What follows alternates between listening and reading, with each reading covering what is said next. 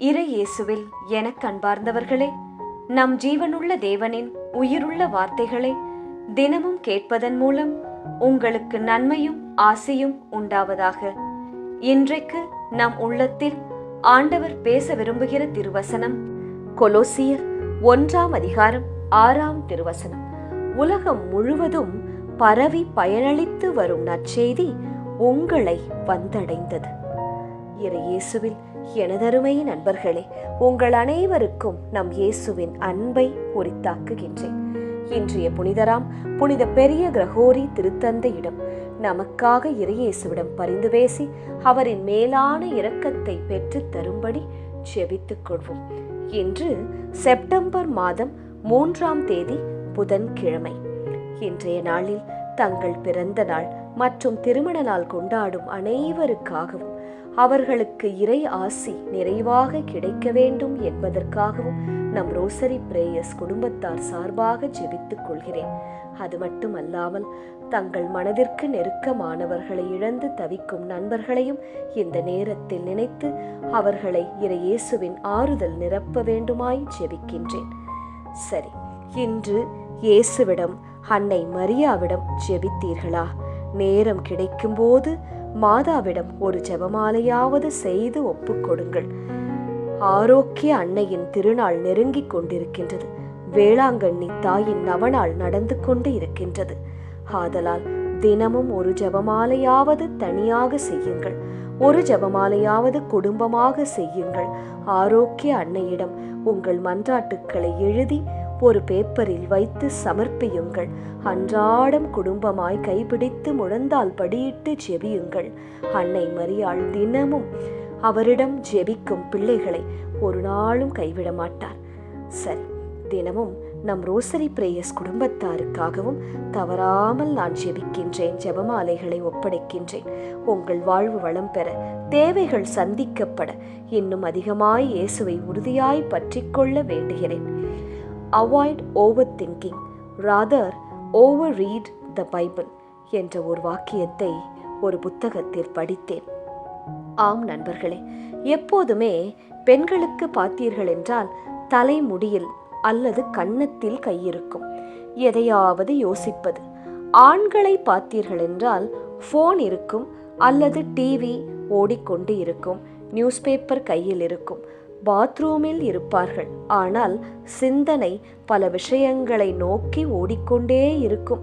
செய்ய வேண்டிய பொறுப்புகளை, அவற்றை சமாளிக்க வேண்டிய வழிகளை பற்றி யோசித்து கொண்டே இருப்பார்கள் ஆண்கள். இருக்கும், இல்லை என்று சொல்லவில்லை, பல சிந்தனைகள் இருக்கும். ஆனால் நாம் தேவையற்ற கவலைகளை, சிந்தனைகளை தவிர்க்க வேண்டுமாம். அதனால் கவலைப்படுவதால் எந்த பிரயோஜனமும் இல்லை. நீ கவலைப்படுவதால் ஒரு முழம் கூட்டவோ குறைக்கவோ முடியாது என்கிறது விவிலியம். ஆனால் அதே நேரத்தில் விவிலியத்தை, இறை வார்த்தையை வாசிப்பது, மன்றாட்டு சொல்வது, ஸ்தோத்திர பலிகளை ஜெபிப்பது, திருப்பாடல்களை வாசிப்பது, ஜெபமாலைகளை அர்ப்பணிப்பது, இவ்வாறாக செய்தால் அது தலைமுறை தலைமுறைக்கும் உங்களை காவல் செய்யுமாம். சரி, இன்றைய முதல் வாசகத்தை பவுலானவர் கொலோசு நகர் மக்களுக்கு கூறுகிறார்.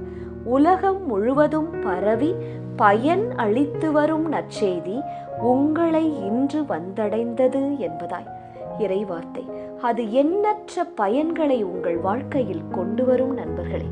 உங்கள் தேவை எதுவாக இருந்தாலும் சரி, அது குழந்தைகள் காரியம், உடல் சுகம், படிப்பு காரியம், வேலை காரியம், திருமணம், குழந்தை வரம், பிசினஸில் வளர்ச்சி, குடும்ப சமாதானம், பிரிந்த உறவுகளின் இணைப்பு, குணத்தில் மாற்றம், எதுவாக இருந்தாலும் அதற்கென்று ஒரு வசனம் உள்ளது. அதை தேடி கண்டுபிடியுங்கள். அந்த வசனத்தை சொல்லி சொல்லி தினமும் அன்றாட ஜெபத்தில் ஜெபியுங்கள். இயேசு என்ன கூறுகிறார்? நீங்கள் என்னுடனும் என் வார்த்தை உங்களுக்குள்ளும் நிலைத்து இருந்தால் மிகுந்த கனிதருவீர்கள் என்றுதானே சொல்லுகிறார். இதை மறந்து விடாதீர்கள். நிச்சயம் அதே போல செய்வார். நம்பிக்கையுடன் கேட்க வேண்டும், சந்தேகப்படாமல் விசுவாசிக்க வேண்டும். அப்போது காரியம் வாய்ப்பது உறுதி நண்பர்களே.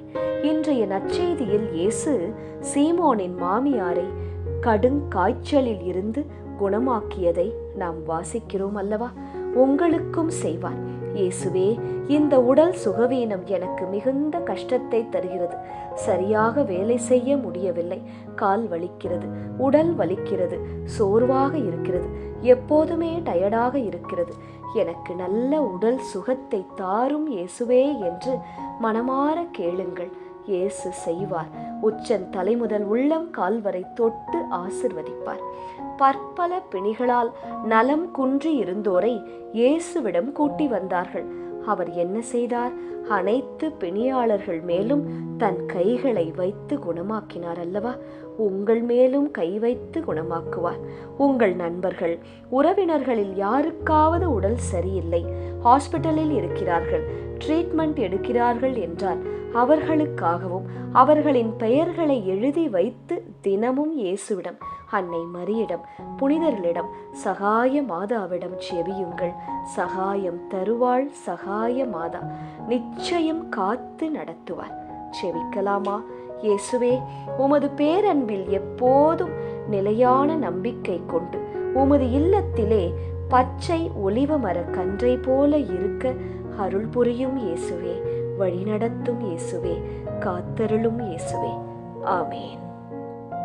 இயேசு கிறிஸ்துவின் பெரிதான நாமத்தின் நிமித்தம் ஜெபிக்கிறோம். ஆமேன். ஒவ்வொரு நாளும் உங்கள் உள்ளத்தில் ஆண்டவர் பேச விரும்புகிற இறை வார்த்தையை தெரிந்து கொள்ள ரோசரி பிரேயர்ஸ் சேனலை சப்ஸ்கிரைப் செய்யுங்கள். மேலும் உங்கள் நண்பர்கள் மற்றும் உறவினர்களுடன் ஷேர் செய்யுங்கள். நன்றி.